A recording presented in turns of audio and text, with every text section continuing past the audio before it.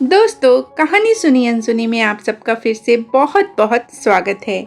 आज मैं आपको सुना रही हूँ मानसरोवर भाग 7 से मुंशी प्रेमचंद जी द्वारा लिखित कहानी पत्नी से पति। तो चलिए कहानी को शुरू करते हैं। मिस्टर सेठ को सभी हिंदुस्तानी चीजों से नफरत थी और उनकी सुंदरी पत्नी गोदावरी को सभी विदेशी चीजों से चिढ़। मगर धैर्य और विनय भारत की देवियों का आभूषण है। गोदावरी दिल पर हजार जब्र करके पति की लाई हुई विदेशी चीजों का व्यवहार करती थी। हालांकि भीतर ही भीतर उसका हृदय अपनी परवशता पर रोता था। वह जिस वक्त अपने छज्जे पर खड़ी होकर सड़क पर निगाह दौड़ाती और कितनी ही महिलाओं को खद्दर की साड़ियां पहने गर्व से सिर उठाए चलते देखती, तो उसके भीतर की वेदना एक ठंडी आह बनकर निकल जाती थी। उसे ऐसा मालूम होता था कि मुझसे ज्यादा बदनसीब औरत संसार में नहीं है। मैं अपने स्वदेश वासियों की इतनी भी सेवा नहीं कर सकती। शाम को मिस्टर सेठ के आग्रह करने पर वह कहीं मनोरंजन या सैर के लिए जाती तो विदेशी कपड़े पहने हुए निकलते शर्म से उसकी गर्दन झुक जाती थी। वह पत्रों में महिलाओं के जोश भरे व्याख्यान पढ़ती तो उसकी आंखें जगमगा उठती। थोड़ी देर के लिए वह भूल जाती कि मैं यहाँ बंधनों में जकड़ी हुई हूँ। होली का दिन था। 8 बजे रात का समय। स्वदेश के नाम पर बिके हुए अनुरागियों का जुलूस आकर मिस्टर सेठ के मकान के सामने रुका और उसी चौड़े मैदान में विलायती कपड़ों की होलियां लगाने की तैयारियां होने लगी। गोदावरी अपने कमरे में खिड़की पर खड़ी यह समारोह देखती थी और दिल महसूस कर रह जाती थी। एक वह है जो यूं खुश खुश आजादी के नशे से मतवाले गर्व से सिर उठाए होली लगा रहे हैं, और एक मैं हूं कि पिंजड़े में बंद पंछी की तरह फड़फड़ा रही हूं। इन तीलियों को कैसे तोड़ दूं? उसने कमरे में निगाह दौड़ाई। सभी चीजें विदेशी थीं। स्वदेशी का एक सूद भी न था। यही चीजें वहां जलाई जा रही थी और वही चीजें यहाँ उसके हृदय में संचित ग्लानि की भांति संदूकों में रखी हुई थीं। उसके जी में एक लहर उठ रही थी कि इन चीजों को उठाकर उसी होली में डाल दे। उसकी सारी ग्लानि और दुर्बलता जलकर भस्म हो जाए। मगर पति की अप्रसन्नता के भय से उसका हाथ पकड़ लिया।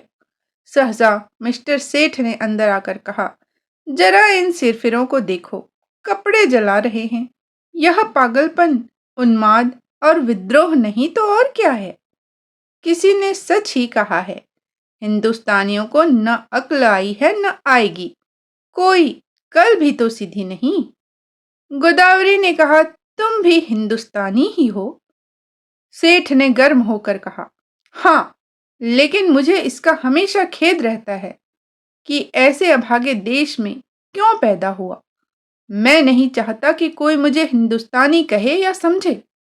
कम से कम मैंने आचार व्यवहार, वेशभूषा, रीति नीति, कर्म वचन में ऐसी कोई बात नहीं रखी जिससे हमें कोई हिंदुस्तानी होने का कलंक लगाए। पूछिए, जब हमें 8 आने गज में बढ़िया कपड़ा मिलता है तो हम क्यों मोटा टाट खरीदें? इस विषय में हर एक को पूरी स्वाधीनता होनी चाहिए। न जाने क्यों गवर्नमेंट ने इन दुष्टों को यहाँ जमा होने दिया। अगर मेरे हाथ में अधिकार होता तो सभी को जहन्नुम रसीद कर देता। तब आटे दाल का भाव मालूम होता इन्हें। गोदावरी ने अपने शब्दों में तीक्ष्ण तिरस्कार भर के कहा, तुम्हें अपने भाइयों का जरा भी ख्याल नहीं आता? भारत के सिवा और भी कोई देश है जिस पर किसी दूसरी जाति का शासन हो? छोटे छोटे राष्ट्र भी किसी दूसरी जाति के गुलाम बनकर नहीं रहना चाहते। क्या एक हिंदुस्तानी के लिए यह लज्जा की बात नहीं है कि वह अपने थोड़े से फायदे के लिए सरकार का साथ देकर अपने ही भाइयों के साथ अन्याय करे? सेठ ने भौहें चढ़ाकर कहा, मैं इन्हें अपना भाई नहीं समझता। गोदावरी ने कहा, आखिर तुम्हें सरकार जो वेतन देती है वह इन्हीं की जेब से तो आता है। सेठ ने कहा, मुझे इससे कोई मतलब नहीं कि मेरा वेतन किसकी जेब से आता है। मुझे जिसके हाथ से मिलता है वह मेरा स्वामी है। न जाने इन दुष्टों को क्या सनक सवार हुई है। कहते हैं भारत आध्यात्मिक देश है। क्या अध्यात्म का यही आशय है कि परमात्मा के विधानों का विरोध किया जाए? जब यह मालूम है कि परमात्मा की इच्छा के विरुद्ध एक पत्ती भी नहीं हिल सकती, तो यह कैसे मुमकिन है कि यह इतना बड़ा देश परमात्मा की मर्जी के बगैर अंग्रेजों के अधीन हो? क्यों इन दीवानों को इतनी अक्ल नहीं आती कि जब तक परमात्मा की इच्छा न होगी, कोई अंग्रेजों का बाल भी बांका न कर सकेगा। गोदावरी ने कहा, तो फिर क्यों नौकरी करते हो? परमात्मा की इच्छा होगी तो आप ही भोजन मिल जाएगा। बीमार होते हो तो क्यों दौड़े दौड़े जाते हो वैद्य के घर? परमात्मा उन्हीं की मदद करता है जो अपनी मदद आप करते हैं। सेठ ने कहा, बेशक करता है, लेकिन अपने घर में आग लगा देना, घर की चीजों को जला देना, ऐसे काम हैं जिन्हें परमात्मा कभी पसंद नहीं कर सकता। गोदावरी ने कहा, तो यहाँ के लोगों को चुपचाप बैठे रहना चाहिए। सेठ ने कहा, नहीं, रोना चाहिए। इस तरह रोना चाहिए जैसे बच्चे माता के दूध के लिए रोते हैं। सहसा होली जली। आग की शिखाएं आसमान से बातें करने लगी, मानो स्वाधीनता की देवी अग्नि वस्त्र धारण किए हुए आकाश के देवताओं से गले मिलने जा रही हो। दीनानाथ ने खिड़की बंद कर दी। उनके लिए यह दृश्य भी असह्य था। गोदावरी इस तरह खड़ी रही जैसे कोई गाय कसाई के खूंटे पर खड़ी हो। उसी वक्त किसी के गाने की आवाज आई, वतन की देखिए तकदीर कब बदलती है, वतन की देखिए तकदीर कब बदलती है। गोदावरी के विषाद से भरे हुए हृदय में एक चोट लगी। उसने खिड़की खोल दी और नीचे की तरफ झांका। होली अब भी जल रही थी और एक अंधा लड़का अपनी खंजरी बजाकर गा रहा था, वतन की देखिए तकदीर कब बदलती है। वह खिड़की के सामने पहुंचा तो गोदावरी ने पुकारा, ओ अंधे, खड़ा रह। अंधा खड़ा हो गया। गोदावरी ने संदूक खोला पर उसमें उसे 1 पैसा मिला। नोट और रुपए थे, मगर अंधे फकीर को नोट या रुपए देने का तो सवाल ही न था। पैसे अगर 2-4 मिल जाते तो इस वक्त वह जरूर दे देती, पर वहां 1 ही पैसा था। वह भी इतना घिसा हुआ कि कहार बाजार से लौटा लाया था। किसी दुकानदार ने न लिया था। अंधे को वह पैसा देते हुए गोदावरी को शर्म आ रही थी। वह जरा देर तक पैसे को हाथ में लिए संशय में खड़ी रही। तब अंधे को बुलाया और पैसा दे दिया। अंधे ने कहा, माता जी, कुछ खाने को दे दीजिए, आज दिन भर से कुछ नहीं खाया है। गोदावरी ने कहा, दिन भर मांगता है, तब भी तुझे खाने को नहीं मिलता। अंधे ने कहा, क्या करूं माता जी, कोई खाने को नहीं देता। गोदावरी ने कहा, इस पैसे का चबेना लेकर खा ले। अंधा बोला, हाँ, खा लूंगा। माता जी, भगवान आपको खुश रखे, अब यहीं सोता हूँ। दूसरे दिन प्रातःकाल कांग्रेस की तरफ से एक आम जलसा हुआ। मिस्टर सेठ ने विलायती टूथ पाउडर, विलायती ब्रश से दांतों को मला, विलायती साबुन से नहाया, विलायती चाय विलायती प्यालियों में पी, विलायती बिस्कुट विलायती मक्खन के साथ खाया, विलायती दूध पिया, फिर विलायती सूट धारण करके विलायती सिगार मुंह में दबाकर घर से निकले और अपनी मोटरसाइकिल पर बैठ फ्लावर शो देखने चले गए। गोदावरी को रात भर नींद नहीं आई थी। दुराशा और पराजय की कठिन यंत्रणा किसी कोड़े की तरह उसके हृदय पर पड़ रही थी। ऐसा मालूम होता था कि उसके कंठ में कोई कड़वी चीज अटक गई है। मिस्टर सेठ को अपने प्रभाव में लाने के लिए उसने वह सब योजनाएं की जो एक रमणी कर सकती है। पर उस भले आदमी पर उसके सारे हाव भाव, मृदु मुस्कान और वाणी विलास का कोई असर न हुआ। खुद तो स्वदेशी वस्त्रों के व्यवहार करने पर क्या राजी होते, गोदावरी के लिए एक खद्दर की साड़ी लाने पर भी सहमत न हुए। यहाँ तक कि गोदावरी ने उनसे कभी कोई चीज न मांगने की कसम खा ली। क्रोध और ग्लानि ने उसकी सद्भावना को इस तरह विकृत कर दिया जैसे कोई मैली वस्तु निर्मल जल को दूषित कर देती है।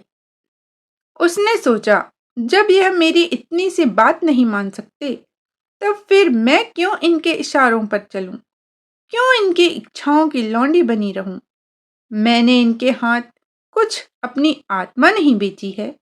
अगर आज ये चोरी या गबन करें, तो क्या मैं सजा पाऊंगी? सजा तो ये खुद झेलेंगे। उसका अपराध इनके ऊपर होगा।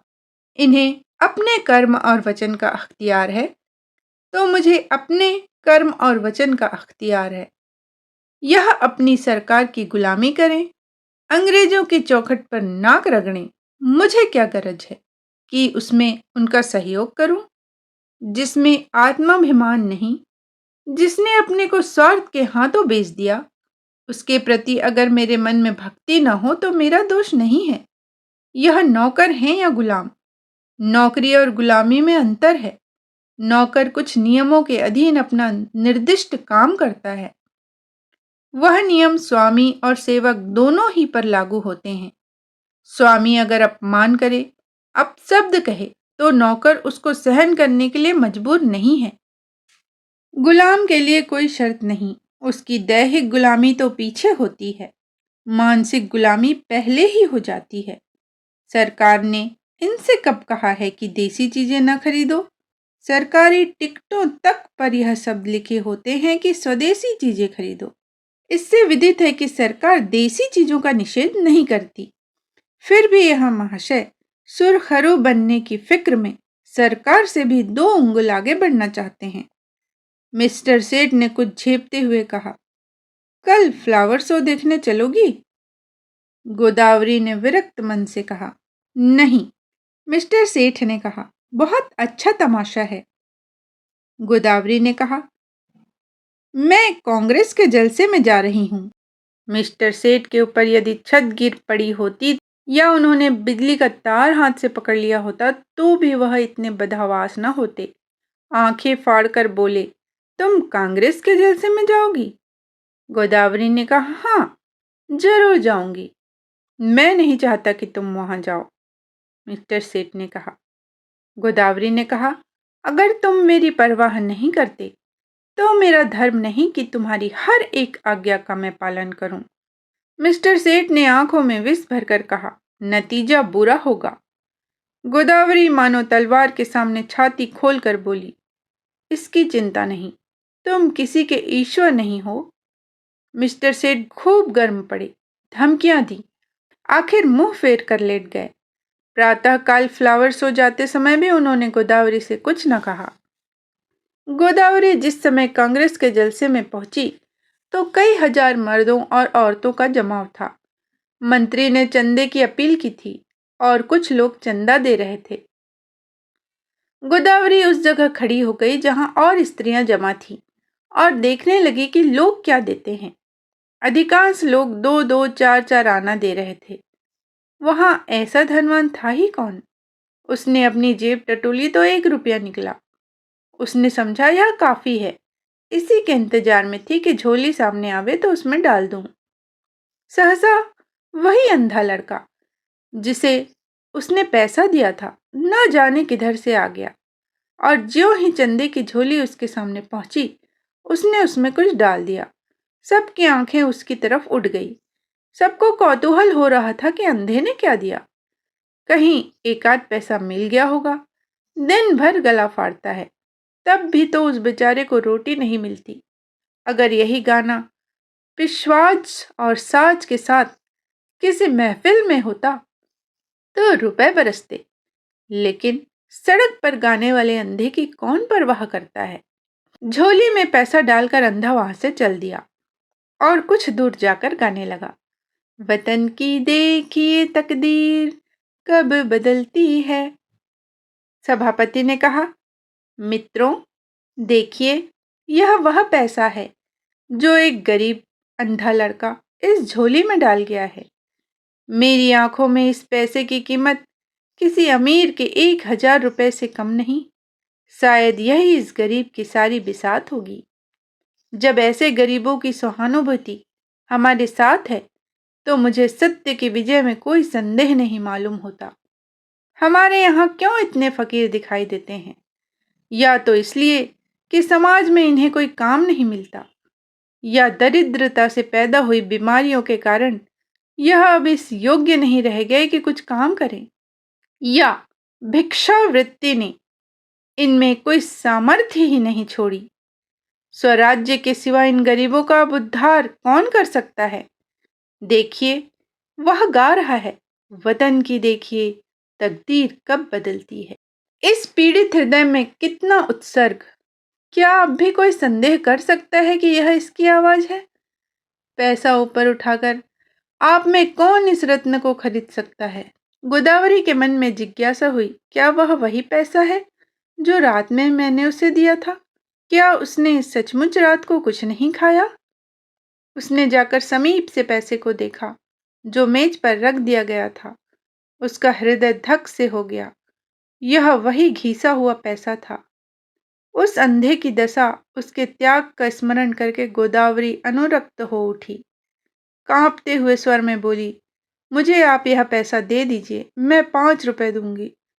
सभापति ने कहा, एक बहन इस पैसे के दाम 5 रुपए दे रही हैं। दूसरी आवाज आई, 10 रुपए। तीसरी आवाज आई, 20 रुपए। गोदावरी ने इस अंतिम व्यक्ति की ओर देखा। उसके मुंह पर आत्माभिमान झलक रहा था, मानो कह रहा हो कि यहाँ कौन है जो मेरी बराबरी कर सके। गोदावरी के मन में स्पर्धा का भाव जाग उठा। चाहे कुछ हो जाए, इसके हाथ में यह पैसा न जाए। समझता है इसने 20 रुपए क्या कह दिए, सारे संसार को मोल लेगा। गोदावरी ने उस आदमी की ओर देखकर धमकी से मिले हुए स्वर में कहा, 100 रुपए। धनी आदमी ने भी तुरंत कहा, 120 रुपए। लोगों के चेहरे पर हवाइयां उड़ने लगी। समझ गए इसी के हाथ विजय रही। निराश आंखों से गोदावरी की ओर ताकने लगे, मगर ज्यों ही गोदावरी के मुंह से निकला 150 कि चारों तरफ तालियां पड़ने लगी, मानो किसी दंगल के दर्शक अपने पहलवान की विजय पर मतवाले हो गए हों। उस आदमी ने फिर कहा, 250। गोदावरी बोली, 200। फिर चारों तरफ से तालियां पड़ी। प्रतिद्वंदी ने अब मैदान से हट जाने में ही अपनी कुशल समझी। गोदावरी विजय के गर्व पर नम्रता का पर्दा डाले हुए खड़ी थी और हजारों शुभकामनाएं उस पर फूलों की तरह बरस रही थी। जब लोगों को मालूम हुआ कि यह देवी मिस्टर सेठ की बीवी है, तो उन्हें ईर्ष्या में आनंद के साथ उस पर दया भी आई। मिस्टर सेठ अभी फ्लावर शो में ही थे कि एक पुलिस के अफसर ने उन्हें यह घातक संवाद सुनाया। मिस्टर सेठ सकते में पड़ गए, मानो सारी देह शून्य पड़ गई हो। फिर दोनों मुट्ठियां बांध ली, दांत पीसे, होंठ चबाए और उसी वक्त घर चले गए। उनकी मोटरसाइकिल कभी इतनी तेज न चली थी। घर में कदम रखते ही उन्होंने चिंगारियों भरी आंखों से देखते हुए कहा, क्या तुम मेरे मुंह में कालिक पुतवाना चाहती हो? गोदावरी ने शांत भाव से कहा, कुछ मुंह से भी तो कहो, या गालियां ही दिए जाओगे? तुम्हारे मुख में कालिक लगेगी तो क्या मेरे मुख में न लगेगी? तुम्हारी जड़ खुदेगी तो मेरे लिए दूसरा कौन सा सहारा है? मिस्टर सेठ ने कहा, सारे शहर में तूफान मचा हुआ है, तुमने मेरे रुपए दिए ही क्यों? गोदावरी ने उसी शांत भाव से कहा, इसलिए कि मैं उसे अपना ही रुपया समझती हूँ। मिस्टर सेठ दांत किटकिटा कर बोले, हरगिज नहीं, तुम्हें मेरा रुपया खर्च करने का कोई हक नहीं है। गोदावरी बोली, बिल्कुल गलत। तुम्हारे रुपए खर्च करने का तुम्हें जितना अख्तियार है, उतना ही मुझको भी है। हाँ, जब तलाक का कानून पास करवा लोगे और तलाक दे दोगे, तब न रहेगा। मिस्टर सेठ ने अपना हेड इतने जोर से मेज पर फेंका कि वह लुढ़कता हुआ जमीन पर गिर पड़ा और बोले, मुझे तुम्हारी अक्ल पर अफसोस आता है। जानती हो तुम्हारी इस उद्दंडता का क्या नतीजा होगा? मुझसे जवाब तलब हो जाएगा। बतलाओ, क्या जवाब दूंगा? जब यह जाहिर है कि कांग्रेस सरकार से दुश्मनी कर रही है, तो कांग्रेस की मदद करना सरकार के साथ दुश्मनी करना है। गोदावरी ने कहा, तुमने तो नहीं की कांग्रेस की मदद। सेठ जी ने कहा, तुमने तो की है। गोदावरी ने कहा, तो इसकी सजा मुझे मिलेगी या तुम्हें? अगर मैं चोरी करूं तो क्या तुम जेल जाओगे? सेठ जी ने कहा, चोरी की बात और है, यह बात और है। गोदावरी ने कहा, तो क्या कांग्रेस की मदद करना चोरी या डाके से भी बुरा है?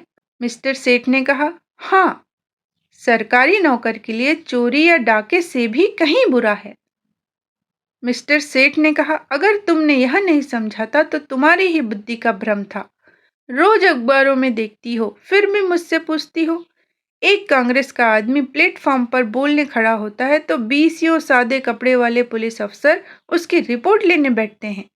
कांग्रेस के सरगनाओं के पीछे कई कई मुखबिर लगा दिए जाते हैं, जिनका काम यही है कि उन पर कड़ी निगाह रखें। चोरों के साथ तो इतनी सख्ती भी नहीं की जाती है। इसीलिए हजारों चोरियां और डाके और खून रोज होते रहते हैं। किसी का कुछ पता नहीं चलता, न पुलिस इसकी परवाह करती है। पुलिस को जिस मामले में राजनीति की गंध भी आ जाती है, फिर देखो पुलिस की मुस्तैदी। इंस्पेक्टर जनरल से लेकर कांस्टेबल तक एड़ियों तक का जोर लगाते हैं। सरकार को चोरों से भय नहीं, चोर सरकार पर चोट नहीं करता। कांग्रेस सरकार के अख्तियार पर हमला करती है, इसलिए सरकार भी अपनी रक्षा के लिए अपने अख्तियार से काम लेती है। यह तो प्रकृति का नियम है। मिस्टर सेठ आज दफ्तर चले तो उनके कदम पीछे रह जाते थे। न जाने आज वहां क्या हाल हो। रोज की तरह दफ्तर में पहुंचकर उन्होंने चपरासियों को डांटा नहीं, क्लर्कों पर रौब नहीं जमाया। चुपके से जाकर कुर्सी पर बैठ गए। ऐसा मालूम होता था कोई तलवार सिर पर लटक रही है। साहब की मोटर की आवाज सुनते ही उनके प्राण सूख गए। रोज वह अपने कमरे में बैठे रहते थे। जब साहब आकर बैठ जाते थे, तब आधे घंटे बाद मीसलें लेकर पहुंच जाते थे। आज वह बरामदे में खड़े थे। साहब उतरे तो झुककर उन्होंने सलाम किया, मगर साहब ने मुंह फेर लिया। लेकिन वह हिम्मत नहीं हारे, आगे बढ़कर पर्दा हटा दिया। साहब कमरे में गए तो सेठ साहब ने पंखा खोल दिया, मगर जान सूखी जाती थी कि देखें कब सिर पर तलवार गिरती है। साहब ज्यों ही कुर्सी पर बैठे, सेठ ने लपक कर सिगार केस और दिया सलाई मेज पर रख दी। एकाएक ऐसा मालूम हुआ मानो आसमान फट गया हो। साहब गरज रहे थे, तुम दगाबाज आदमी है। सेठ ने इस तरह साहब की तरफ देखा जैसे उनका मतलब नहीं समझे। साहब ने फिर गरज कर कहा, तुम दगाबाज आदमी है। मिस्टर सेठ का खून गर्म हो उठा। वह बोले, मेरा तो ख्याल है कि मुझसे बड़ा राजभक्त इस देश में न होगा। साहब ने कहा, तुम नमक हराम आदमी है। मिस्टर सेठ के चेहरे पर सुर्खी आई। वो बोले, आप व्यर्थ ही अपनी जवान खराब कर रहे हैं। साहब ने कहा, तुम शैतान आदमी है। मिस्टर सेठ की आंखों में सुर्खी आई। वह साहब से बोले, आप मेरी बेइज्जती कर रहे हैं। ऐसी बातें सुनने की मुझे आदत नहीं है। साहब ने कहा, चुप रहो यू ब्लडी। तुमको सरकार 500 रुपए इसलिए नहीं देता कि तुम अपने वाइफ के हाथ से कांग्रेस का चंदा दिलवाओ। तुमको इसलिए सरकार रुपया नहीं देता। मिस्टर सेठ को अब अपनी सफाई देने का अवसर मिला। वह बोले, मैं आपको विश्वास दिलाता हूं कि मेरी वाइफ ने सरासर मेरी मर्जी के खिलाफ रुपए दिए हैं। मैं तो उस वक्त फ्लावर शो देखने गया था, जहां मिस फ्रांक का गुलदस्ता 5 रुपए में लिया। वहां से लौटा तो मुझे यह खबर मिली। साहब ने कहा, ओ, तुम हमको बेवकूफ बनाता है। यह बात अग्निशिला की भांति ज्यों ही साहब के मस्तिष्क में घुसी, उनके मिजाज का पारा उबाल के दर्जे पर पहुंच गया। किसी हिंदुस्तानी की इतनी मजाल कि उन्हें बेवकूफ बनाए, वह जो हिंदुस्तान के बादशाह हैं, जिनके पास बड़े बड़े तालुकेदार सलाम करने आते हैं, जिनके नौकरों को बड़े बड़े रईस नजराना देते हैं, उन्हीं को कोई बेवकूफ बनाए, उसके लिए वह असह्य था। रूल उठाकर दौड़ा। लेकिन मिस्टर सेठ भी मजबूत आदमी थे। यूं वह हर तरह की खुशामद किया करते थे, लेकिन यह अपमान स्वीकार न कर सके। उन्होंने रूल को तो हाथ पर लिया और एक डग आगे बढ़कर ऐसा घूंसा साहब के मुंह पर रसीद किया कि साहब की आंखों के सामने अंधेरा छा गया। वह इस मुष्टि प्रहार के लिए तैयार न थे। उन्हें कई बार इसका अनुभव हो चुका था कि नेटिव बहुत शांत, दब्बू और गमखोर होता है। विशेषकर साहबों के सामने तो उसकी जुबान तक नहीं खुलती। कुर्सी पर बैठकर नाक का खून पोंछने लगा। फिर मिस्टर सेठ से उलझने की उसकी हिम्मत नहीं पड़ी, मगर दिल में सोच रहा था कि इसे कैसे नीचा दिखाऊं। मिस्टर सेठ भी अपने कमरे में आकर इस परिस्थिति पर विचार करने लगे। उन्हें बिल्कुल खेद न था, बल्कि वह अपने साहस पर प्रसन्न थे। इसकी बदमाशी तो देखो, मुझ पर रोल चला दिया। जितना दबता था उतना ही दबाया जाता था। मैम यारों को लिए घूमा करती हैं, उससे बोलने की हिम्मत नहीं पड़ती। मुझसे शेर बन गया, अब दौड़ेगा कमिश्नर के पास, मुझे बर्खास्त कराए बगैर न छोड़ेगा। यह सब कुछ गोदावरी के कारण हो रहा है। बेइज्जती तो हो ही गई, अब रोटियों को भी मोहताज होना पड़ा। मुझसे तो कोई पूछेगा भी नहीं। बर्खास्तगी का परवाना आ जाएगा, अपील कहाँ होगी। सेक्रेटरी हैं हिंदुस्तानी, मगर अंग्रेजों से भी ज्यादा अंग्रेज। होम मेंबर भी हिंदुस्तानी हैं, मगर अंग्रेजों के गुलाम। गोदावरी के चंदे का हाल सुनते ही उन्हें जूड़ी चढ़ जाएगी। न्याय की किसी से आशा नहीं। अब यहां से निकल जाने में ही कुशल है। उन्होंने तुरंत एक इस्तीफा लिखा और साहब के पास भेज दिया। साहब ने उस पर लिख दिया, बर्खास्त। दोपहर को जब मिस्टर सेठ मुंह लटकाए हुए घर पहुंचे, तो गोदावरी ने पूछा, आज जल्दी कैसे आ गए?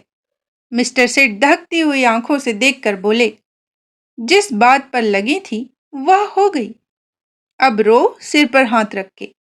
गोदावरी ने कहा, बात क्या हुई है, कुछ कहो भी तो। मिस्टर सेठ ने कहा, बात क्या हुई, उसने आंखें दिखाई, मैंने चाटा जमाया और इस्तीफा देकर चला आया। गोदावरी ने कहा, इस्तीफा देने की क्या जल्दी थी? मिस्टर सेठ बोले, और क्या सिर के बाल नचवाता? तुम्हारा यही हाल है तो आज नहीं कल अलग होना ही पड़ता। गोदावरी ने कहा, खैर जो हुआ अच्छा ही हुआ, आज से तुम भी कांग्रेस में शरीक हो जाओ। सेठ ने ओंठ चबाकर कहा, लजाओगी तो नहीं, ऊपर से घाव पर नमक छिड़कती हो। गोदावरी ने कहा, लजाऊं क्यों, मैं तो खुश हूं कि तुम्हारी बेड़ियां कट गई। सेठ ने कहा, आखिर कुछ सोचा है, काम कैसे चलेगा? गोदावरी ने कहा, सब सोच लिया है, मैं चलकर दिखा दूंगी। हाँ, मैं जो कुछ कहूं वह तुम किए जाना। अब तक मैं तुम्हारे इशारों पर चलती थी, अब से तुम मेरे इशारे पर चलना। मैं तुमसे किसी बात की शिकायत न करती थी। तुम जो कुछ खिलाते थे खाती थी, जो कुछ पहनाते थे पहनती थी। महल में रखते महल में रहती, झोपड़ी में रखते झोपड़ी में रहती। उसी तरह तुम भी रहना। जो काम करने को कहूं वह करना, फिर देखूं कैसे काम नहीं चलता। बड़प्पन सूट बूट और ठाट बाट में नहीं है। जिसकी आत्मा पवित्र हो वही ऊंचा है। आज तक तुम मेरे पति थे, आज से मैं तुम्हारा पति हूं। सेठ जी उसकी ओर स्नेह की आंखों से देखकर हंस पड़े। दोस्तों, अभी आप सुन रहे थे मानसरोवर भाग 7 से प्रेमचंद जी द्वारा लिखित कहानी पत्नी से पति। इसी तरह की अच्छी अच्छी कहानियां सुनने के लिए मेरे चैनल को सब्सक्राइब जरूर कीजिएगा। फिर मिलते हैं दोस्तों एक नई कहानी के साथ। जय हिंद, जय भारत।